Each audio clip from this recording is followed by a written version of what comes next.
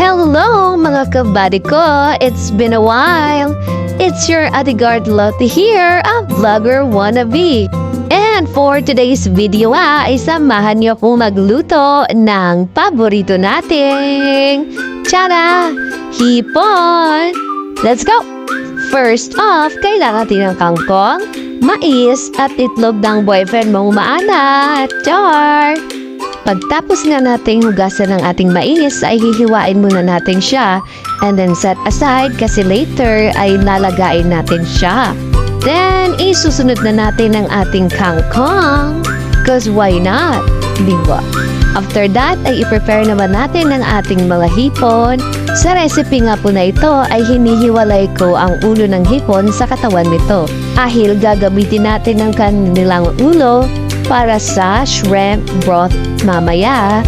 Una ko na nga pong pinakuluan ng ating mais habang prepare ko ang iba pang ingredients. After nga ng hipon ay nunod ko na ang itlog maalat, inismash lang natin siya and then after that ay hiwa naman tayo ng bawang at sibuya. Then, hugasan na natin ng ating kawali para mag-prepare sa pagluluto. Let's go!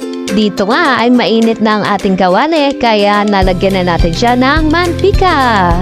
Ang ating po palang hipon ay lalagyan natin ng konting asin at paminta and then mix mo lang before natin siyang ilulubog sa cornstarch. And then, fried na! Kapag nga naging ganito ng kulay ng hipon, ay hahangulin natin siya and isusunod na nating pakuluan ang ulo ng mga hipon na atin pong sinegregate kanina. And sa kawali naman, ay gigisahin na natin ang ating bawang sibuyas and lalagyan din natin siya ng butter para smells good. Isusunod na rin natin ang ating salted egg, isasama natin sa gisa at papatakan din natin yan ng medyo konting maraming paminta at chili flakes. And halu-haluin ulit para mag-well combine ang mga ingredients. After that, ay lalagyan natin siya ng oyster sauce and then mix again. Mix lang sa maging ganito siya. And kung gusto niyo palang magkaroon ng kulay yung inyong niluluto na kagaya nito sa akin, ay pwede kayo mag-add ng tomato paste. You add more colors to the dish. And pagtapos nga lang isang libong mekos sa kawali ay this is the finished product. Ready nyo na ang kanin nyo. Dahil siguradong rice is life ka dito.